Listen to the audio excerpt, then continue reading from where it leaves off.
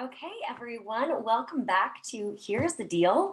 I am your host, Kylie Larson, and today I am actually talking about myself. So I feel really uncomfortable about doing this, but last week I was busy getting a new round of my program, Lift to Get Lean, up and running, and of course, supporting our monthly VIP community. And I didn't have time to interview a guest for the podcast.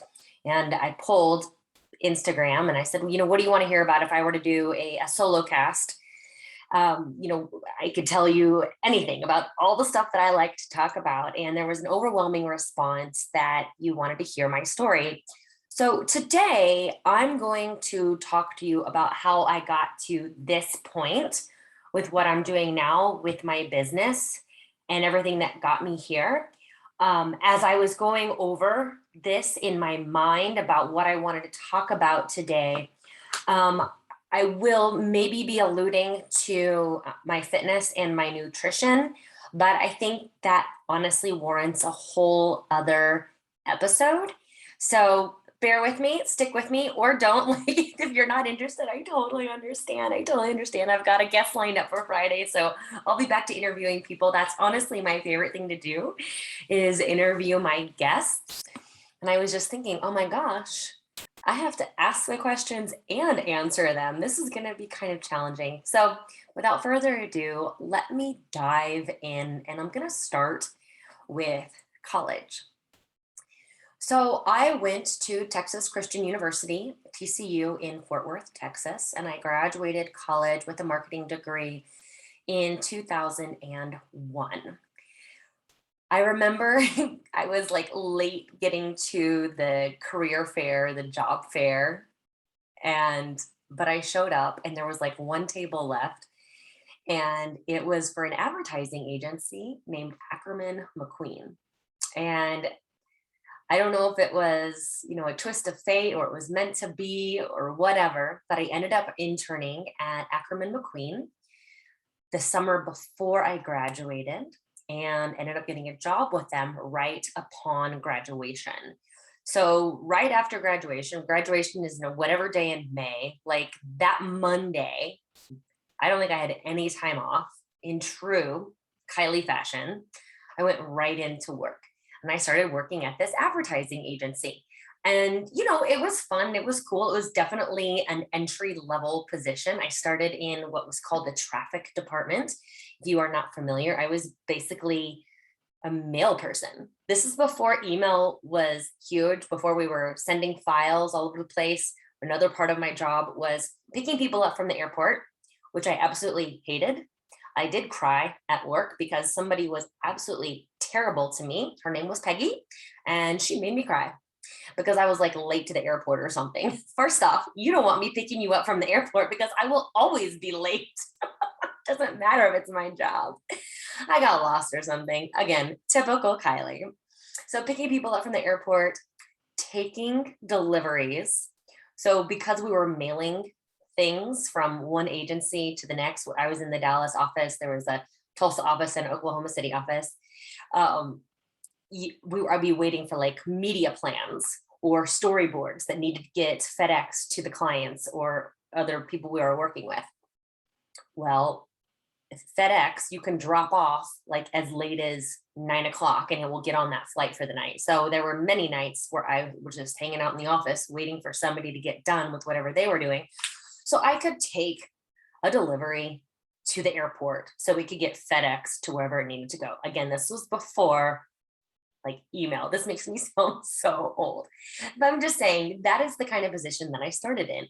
And I did move up. I moved into account service and, helped work with clients. At Ackerman, I worked on the Six Flags account a little bit. And then I got hired into another department. And long story short, you guys, I wasn't in love with it. I worked with some really cool people.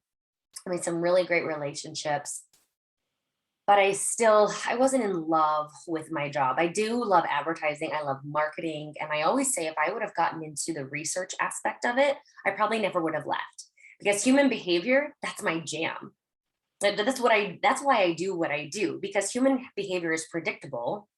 I can predict what you're going to do, and I can help you change what you are going to do. That's what coaching is all about. So, again, if I had been put in the research department, I'd probably still be there running focus groups and getting into people's minds. I changed agencies a couple of times, each time thinking, oh, this one will be different. I'll understand what I'm doing. I never understood what I was doing. Like I just was a deer in the headlights. And I really just, I don't want to say I hated it, but I didn't like it. And I knew that's not what I was meant to be doing. Now, at this point in time, before I left Ackerman, that's when I was still over exercising a lot. And I found out that I had a stress fracture in my femur. I could not do anything. I literally could not do anything. I think I had to walk with crutches because we wanted to take pressure off of my femur. So in that time frame, I was forced to stop working out, which was a blessing in disguise. And when I could finally work out, I started going to yoga. And I will never forget, I went to my first, it was one of my first. I did a little bit of yoga in college. I did yoga to like some VHS tapes, like in my dorm room at my house when I go home for summertime.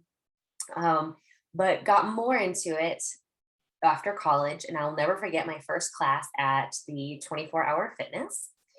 And I really liked it.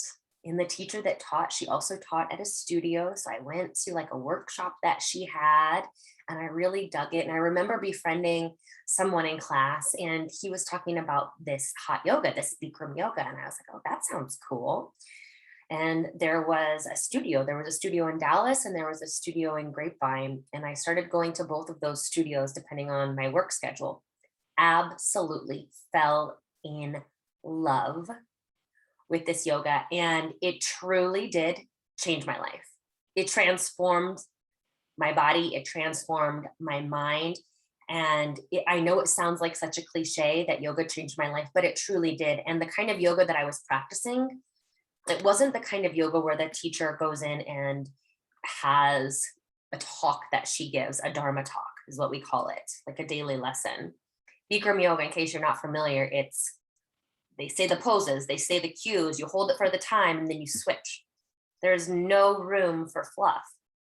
But because of the heat, because of having to look at yourself in a mirror for 90 minutes, because of the transformative power of the postures, I changed. I cannot even put into words for you how much it changed me for the better.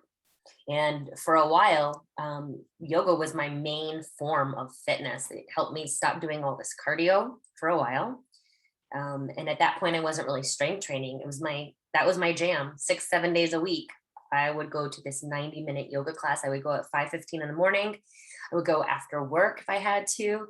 I would go on the weekends. I would rearrange my entire schedule for it because I absolutely loved it. And I knew that I needed to be a yoga teacher. I knew that I was going to be a yoga teacher, but that was met with a lot of resistance from people in my life, mainly my parents.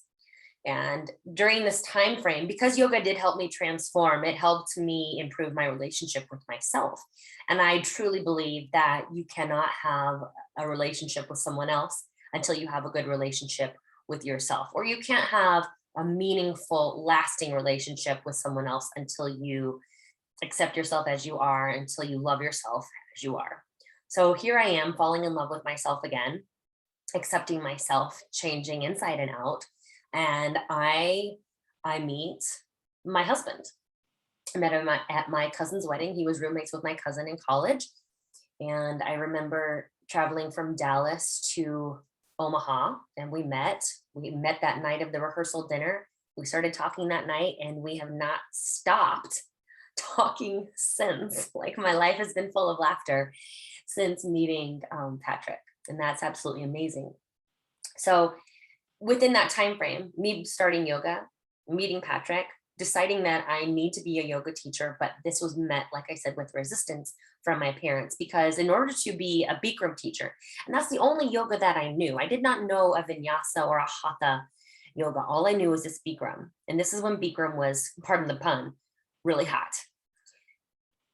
So I was visiting my parents with Pat at home, and I believe we were engaged at this time, and I was telling them my plan. Like, I've got to be a yoga teacher. I want to go to this teacher training, but the teacher training that Bikram is, you basically have to take a leave of absence from work or quit your job because it's like 3 months in Mexico or Hawaii or wherever he hosts it. And since this time, a bunch of stuff has come up about Bikram. You can check the ESPN um, TV show that they did about him, like 30 and 30 for 30. Not the greatest guy, apparently. Um, but so with my parents knowing that, I would have to leave my job for like 3 months. They're like, absolutely not. We just paid for your college and you are not going to be a yoga teacher. And, kind of just like crushed my dreams. And it really hurt. And I remember I've talked through this next part so many times, and I think about it so often. We were on the deck at my parents' house outside having dinner, and I'm telling them all about this. And my dad said to Pat,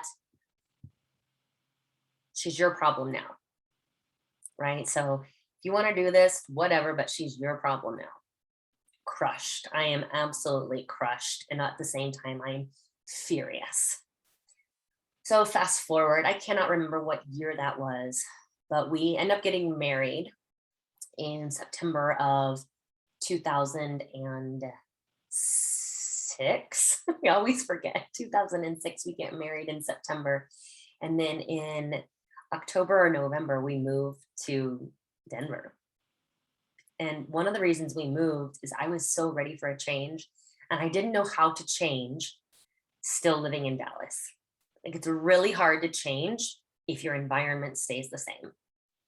So we moved, and I had this clean slate to do whatever I wanted. And I was fully supported by now my husband and other people in my life, like my in-laws. And that makes a huge difference. If you're looking to make change in your life and you don't have anyone supporting you, first off, I feel you. Second off, like, find people who can support you. It's so hard to do it when you have all this resistance coming up against you. It's just easier to stay the same. So look for like-minded people and look for people who can support you throughout the transformation that you're trying to make. So we moved to Denver. I get this great job. Oh, this was such a great time in my life, you guys. I ended up getting a job at Banana Republic, which the Bikram Yoga Studio was right there. It was like at the mall. It wasn't in the mall. It was in the building right next to the mall. So I could go to like a 9 o'clock yoga class and then get to work by 11 or noon, and then go home. And I had not a care in the world. That job at Banana Republic was the best job I've ever had, because you would go in, you'd fold some pants, help some people try on some clothes, and then you left. When is the last time you had a job that when you left, you left? You didn't have to think about it when you weren't there. That is so rare. And I was just thriving in this environment. And now that I know what I know about stress and the body, my body also transformed when I moved here. And it's because I didn't have that stress anymore. I mean, we can't all leave our jobs and go work at Banana Republic and just do yoga at 9 o'clock in the morning. But at that point in my life, I really needed that. And that's what I did. And that job was my temporary job, as I was looking for something else. And I did interview at a couple agencies out here. I ended up getting a random job doing administrative work for a company who managed nonprofit associations through a friend of a friend. I mean, everything was so synchronous in this movement. My husband's stepmom, her wife, rented space from this woman, office space, and she said, well, Jolene is looking for someone, and I needed a job, and so I was working part-time there. Now, throughout this time frame, I start practicing yoga here. I do the Bikram yoga, and I was looking at yoga teacher trainings. I knew I couldn't leave for 3 months and pay whatever thousands of dollars to do that training. But there are other ways to be yoga teachers. I didn't know that. And so I started practicing yoga, other kinds of yoga, and researching where I could do teacher trainings. And at that point in time, I remember looking at a core power yoga, which at that time it wasn't as nearly as big as it is now. There was a local studio to where I'm at in Arvada, and I didn't know anything about these two studios, nothing at all. So I started going to the local studio here, had some really great teachers, and decided I wanted to do the teacher training. Again, at that point in time, I think it was $2,500. And when I think about that out loud and say that, like how much I've grown financially since this time is tremendous. I have to remember how far I've come. $2,500 was a huge, big deal to me at that time. And I asked for teacher training for Christmas. And my amazing in laws, my mother and father in law, my brother and my sister in law, Pat's stepmom, I think his father, they all contributed a little bit, maybe even a decent amount to that $2,500. I mean, I was just beside myself, right? Because I felt so supported and like my dream of being a yoga teacher was about to come true. So I started that yoga teacher training in January of probably, I got married in '06, January of '07 or '08. And from there, it was full steam ahead. I kept my job at the meeting edge doing that administrative work. When I was finished teaching, the doors just opened up. The studio that I taught at, I got a class immediately, which is very rare. It was a very popular class. It was a Saturday morning class. In that time frame as well, the woman who helped me get my administrative job, she was doing these amazing boot camp classes with a woman named Donnell. And Donnell is has been one of my mentors. Donnell had this amazing boutique fitness studio where she did 30 minutes of spinning, indoor cycling, and 30 minutes of yoga. So it was spin yoga. Kathy was like, Kathy is Pat's stepmom's wife, and his stepmom passed away a couple of years ago. So Kathy was like, you gotta come to these classes. They're so amazing. And Donnell is so awesome. So I go, and of course I fall in love. I fall head over heels in love with this woman, with her classes, with this whole idea. And Donnell needed teachers. And I had just finished my teacher training, but she needed someone to teach spin. Well, back in the day, I had done spin classes all the time. Before I broke my leg, I did spin classes every single morning, or as often as I could. 5 o'clock in the morning, spin class. So she's like, can you do it? And I was like, yeah. So she kind of trained me. And my training was basically going to her classes. And I started teaching spin and yoga. And again, because of her need, I had a ton of opportunities presented to me, and I started teaching more. So I was teaching at the studio that I got certified at. I was teaching with Donnell, and then I taught at the local rec center on Monday and Wednesday mornings. And so you guys, one of my typical days, I'll never forget my Wednesday. I would teach at 8:30 in the morning at the Apex Center. That's the local rec center here. I would go to my job at the meeting edge, that administrative job. I would teach a 5:30 yoga class, and then I would teach a 5:30 to 6:30, a 7:30 spin class, all in one day. And not all my days were like that, but Monday was very similar. Tuesdays were similar. I was working that administrative job and teaching classes. And it finally got to the point where I was going to be able to teach full time. I told Donnell I wanted to be a manager. I wanted to teach full time. And at that time, she did have another manager. It didn't quite work out. So I got the opportunity. So I left my job at the meeting edge, that administrative job, and I started managing studio for Donnell. Well, right before I start, she finds out that she is pregnant. I'll never forget, she took me to breakfast and she was like, I understand if you don't want to work for me. I just found out I'm pregnant. I'm going to be a single mom. I was like, why would and I'm thinking to myself, why would I not want to work for you? I love you. I love everything that you do, and I appreciate this opportunity so much. So I started managing the studio, teaching more classes. And then I had the ability to lead our teacher training, our yoga teacher training, a cycle teacher training, a kettlebell teacher training, and all of that kind of stuff. So I'm teaching. And I do that for quite a while, all the way up until I get pregnant with Brooks. And I teach all throughout my pregnancy. We did go through IVF. to have Brooks. My story of IVF is not as traumatic as many of the experiences that you hear about. I approached the whole thing very matter of factly. I knew that once we had the sperm and we had the egg and they got together and they were implanted in me, I knew there wouldn't be any issue. So my IVF story is very boring and plain. But after I had Brooks, I couldn't teach as much as I used to. It wasn't so much an energy thing, it was a time thing. Like, uh, there was just no family time. I remember on Tuesday nights, I taught this amazing 5:30 class. I would take Brooks, drop him off at Pat's work, and we'd do the handoff. And then he would take him home, and I'd come home like at 8:30 at night, and I haven't seen Pat all day. We never had any time as a family. Saturday morning was the last class that I gave up, but same thing. I would go and teach one or two classes, get home Saturday afternoon, and we wouldn't have our Saturday together. So I had to make a decision. I um I I wanted to teach, but I just couldn't teach as much. And it's the primetime classes that are really fun to teach and that the seasoned teachers get to teach, but the primetime classes weren't working with my schedule.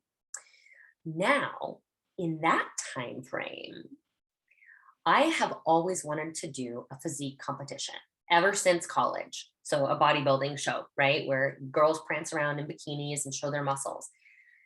Those competitions are much different now than they were back when I was in college and even probably when I competed about 5 years ago, 6, 7 years ago. But after Brooks was born, right as he was getting ready to turn one, I thought it was the perfect time for me to be able to train for one of these competitions. So this is where I actually got very interested in nutrition. I was just telling Pat the other night, while I don't agree with competition lifestyle, I have to give credit where credit is due. And competing is what taught me how to eat. It taught me that I need to have protein. It taught me that I need to have certain carbohydrates. I was just thinking, I used to teach all these morning classes and I wouldn't eat until like noon. I don't even know how I survived. And it wasn't like intentional. It wasn't like me trying to not eat anything. I would just like grab probably a Nutri-Grain bar or an apple on the way to go teach my 7 a.m. class, teach at 7, teach at 10, whatever, maybe at noon, and then eat after that.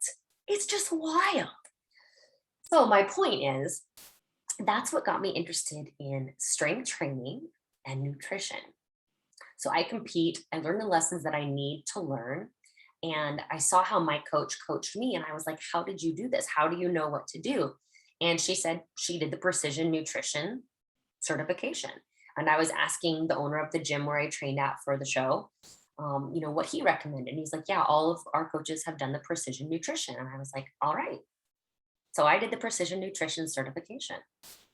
Now, in this time frame, this is starting to take us up to 2014.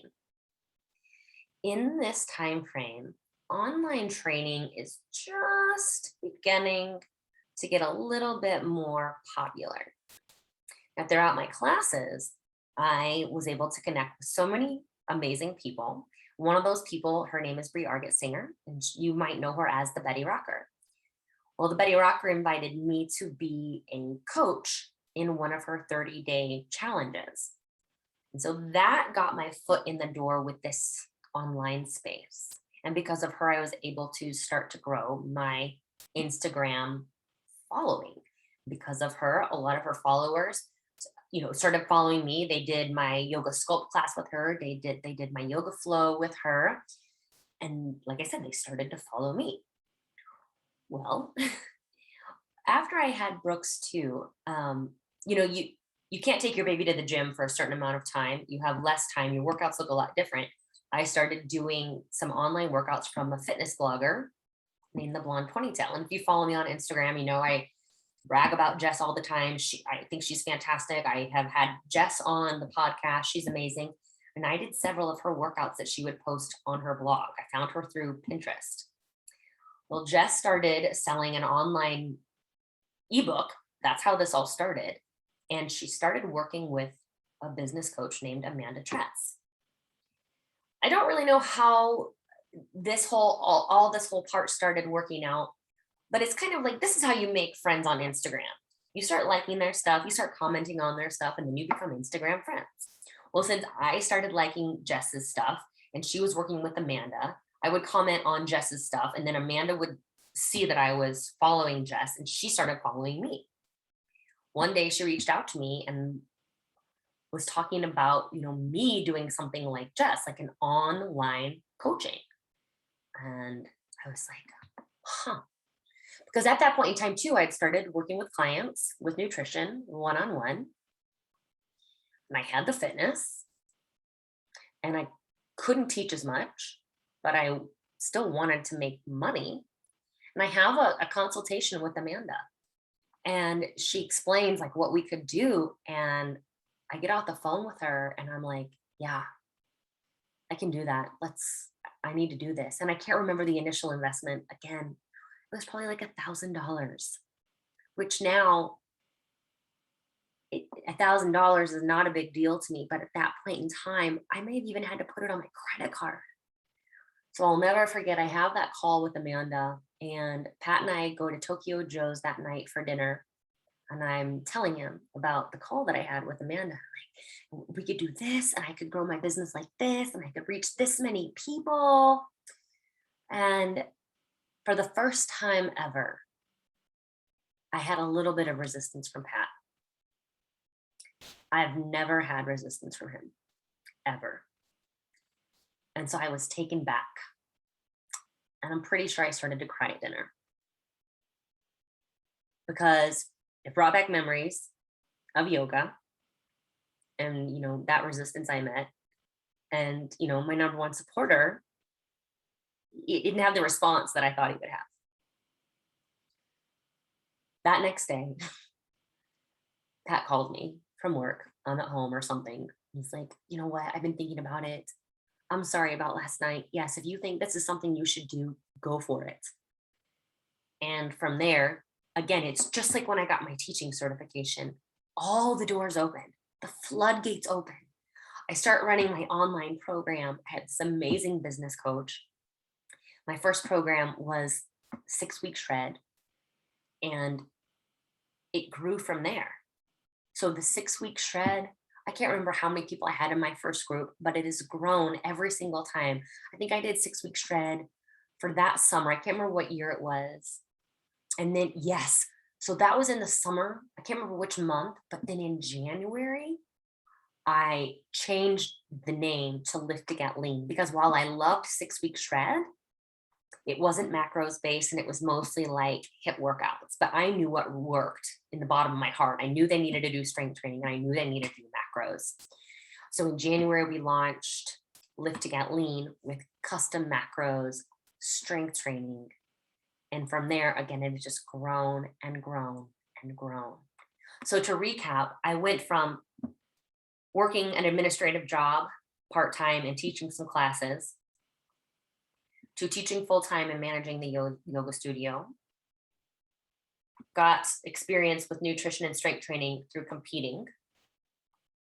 Got my precision nutrition certification, started meeting with clients one-on-one. Start my online groups with my 6-week shred. And that was the summer. I want to say it was May. Ran a couple of rounds. In January then of probably 2017, yeah, it was 2017. January of 2017, we launched Lift to Get Lean with custom macros and strength training. And it has grown every year from there. Now, within that time frame, I used to do it by myself. And then Coach Leanne, who's been on the podcast a couple times, she started helping me out. And then Coach Lisa, she started helping me out. And then Alejandra, I'll never forget, one day we were walking into the gym and she was like, hey, if you ever need any help, let me know. And boy, did I need help. That was in 2019, the end of 2019. And she had no idea what she was going to get herself into, because I did need help. I just couldn't do it all anymore. I couldn't do the program. I couldn't film all the workouts and do the macros and everything. It just became too much for one person. So the team had to grow. So we've grown organically. Everything has been very much word of mouth. I have a lot of referral based business, and all of the coaches have been homegrown. They've all come up through the program, and they have to, right? Because I have to know that they believe in the philosophy, that they are on board, they are representing what I want to represent, that they are in alignment with my philosophy. And so now our team is, there's 8 of us, I believe. So it's me, Leanne, Lisa, Alejandra, Courtney, Rachel, Amber, and Nicole. Yeah. So that's 8 other people besides myself. And throughout that time frame, so I've got my online business, and I started doing personal and professional development coaching with Brendan Burchard, my high performance coaching. And again, I asked some mentors, should I do this? And again, I was met with some resistance. But you guys, if there's anything you take from this, it's that it's great to get feedback from people, but you ultimately know what you want. So if you're not getting an answer that you want, sometimes you just don't need to listen. Because I don't regret paying the amount of money that I paid for my Brendan Burchard certification either, because I learned so much through that certification. And I don't do a lot of my high performance coaching right now because my personal train or my online training and nutrition business has just grown like gangbusters, right? So we've been around since 2017. Nicole and I just uploaded a lot of our older HIIT workouts into the current membership portal for our new VIP community. And they go as far back as 2018. And that's before we had everything outlined.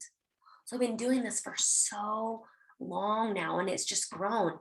And so if you are looking to build a business, it is no different than nutrition or strength training. You don't have to do everything. You don't have to know what you're doing. You just have to be consistent and show up. Like, you don't have to show up perfect. People aren't expecting perfection from you, but you just have to show up so that they know that you are there. And if they know that you're there, they're going to want to be there for you as well.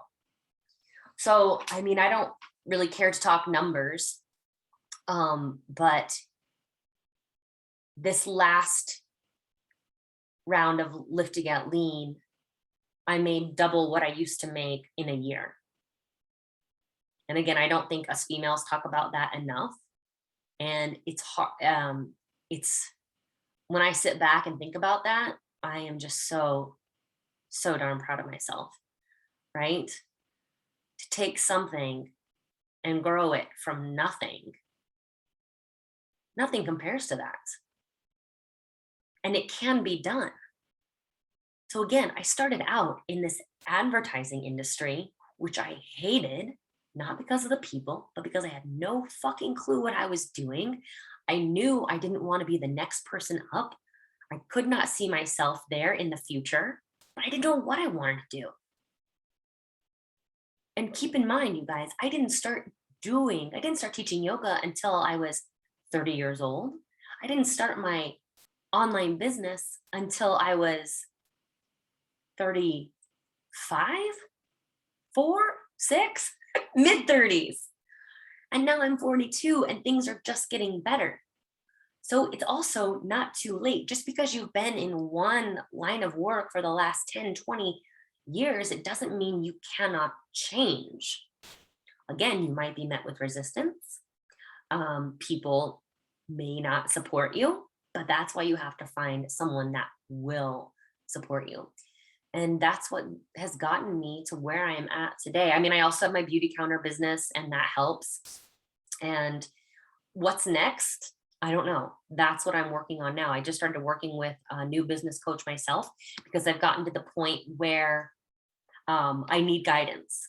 I've gotten as far as I can get on my own. My time with Amanda, it ended because her business took off. Amanda's been on the podcast, right? She's the CEO of the Faster Way to Fat Loss. And she's been another huge mentor of mine. That's another great thing that I had working in my favor is I've had tremendous mentors from Donnell and Amanda, and now Kathy Savage.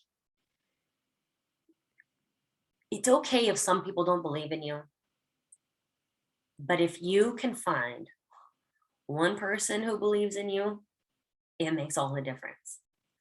And when you can't find that one person, that's when you have to believe in yourself. Because at the end of the day, it doesn't matter if someone else believes in you. You have to believe in you. And I will say, in addition to, so being consistent is what has allowed me this growth and this prosperity. But also, I have this deep knowing that I will be successful. I don't ever doubt myself. I have moments, right? And I have breakdowns and I don't always know what to do, but that's why I get the help that I get, right? That's why I have business coaches. This is why I reach out to other people in my space because we don't have to know how to do it all. But I do know it's all going to work out. You have to know that. There cannot be any doubt in your mind. You have to be all in on yourself. And so that's really, so those are my words of wisdom. It's never too late.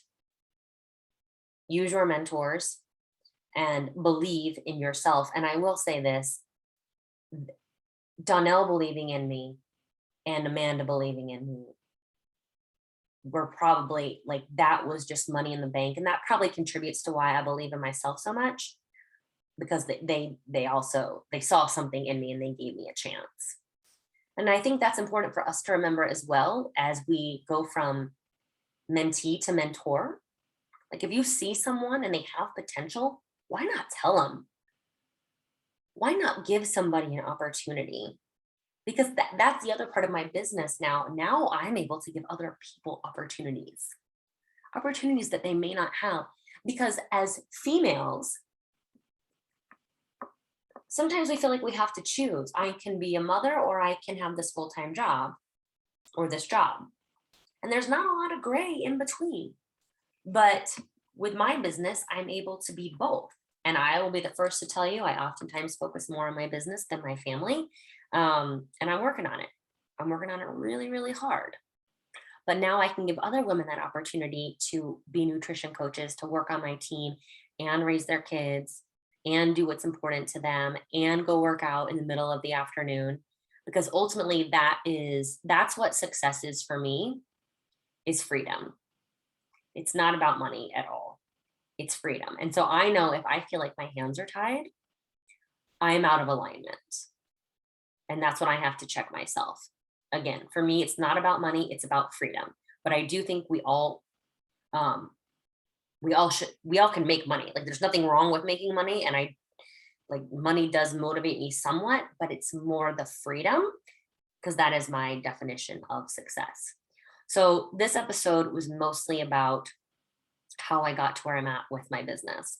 In the next one that I do by myself, I'll talk more about my history in terms of diet and exercise because it's different than a lot of people in my space, but it's also very powerful and I think very relevant to a lot of the people who are in my target market. And I'll just give you a preview into that. I am not someone who has done all the diets. I am not. I don't think I've ever actually been on a diet in my life. I never really did low carb. I never really did low fat on purpose. I never thought I had to do that because I was so active.